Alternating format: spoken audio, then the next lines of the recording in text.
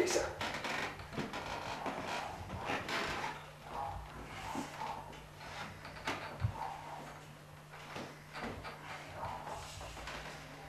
Назад не мога обаче.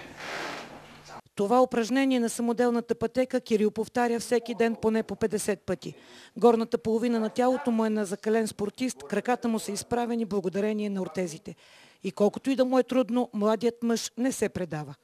Имам сила и на вас да дам. И тук имам. Обаче, ето, още не се получават нещата. Просто гледай краката. Кирил е ски учител, състезател от националния демотим на България, участник в Световния интерски конгрес през 2007 година в Корея. Преди 4 години усеща изтръпване в единия си крак. Впоследствие му откриват тумор на гръбначния стълб. Образованието е доброкачествено, оперират го, след 3 месеца тръгва отново на работа. И всичко се повтаря.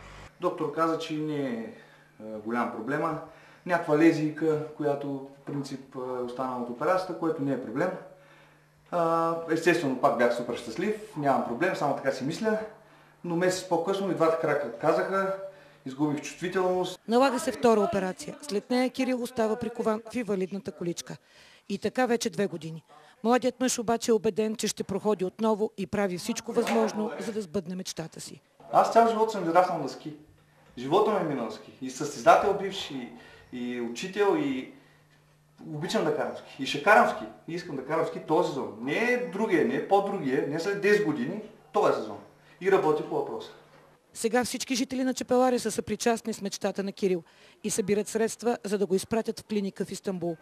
И той отново да се върне при тях без инвалидната количка.